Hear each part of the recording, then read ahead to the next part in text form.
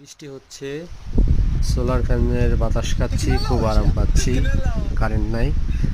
তো এই ডিফেন্ডার ফ্যানটা, এইটা নিয়ে আমি আরেকটা ভিডিও দিছিলাম। এই ফ্যানটা কিন্তু খুবই কম ওয়াট কনজিউম করে।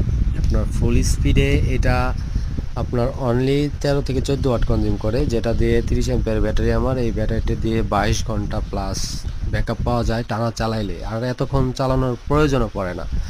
আমি এসি ফ্যান ইউজ করি না, আমি অল টাইম এখন সোলার ফ্যান ইউজ করি। আর একটা ডিসি ফ্যান বানাইছে, ওইখানে দেখা যাইতেছে ওইটা ইউজ করি রাত্রে। আর এটা এটা যেহেতু যেহেতু আপনার টেবিল ফ্যান, এটা যে কোনো জায়গায় সরানো যায়, তো সুবিধা অনুযায়ী এটা যখন যেখানে দরকার নিয়ে এটা ব্যবহার করি। যারা সোলার সেট আপ করেননি তারা আমার মতো সোলার সেট আপ করে নিতে পারেন। অল্প থেকে শুরু করতে পারেন, 30 অ্যাম্পিয়ার ব্যাটারি দিয়ে আপনার একটা 50 ওয়াটের প্যানেল নিয়ে শুরু করতে পারেন, আস্তে আস্তে বাড়াইতে পারেন।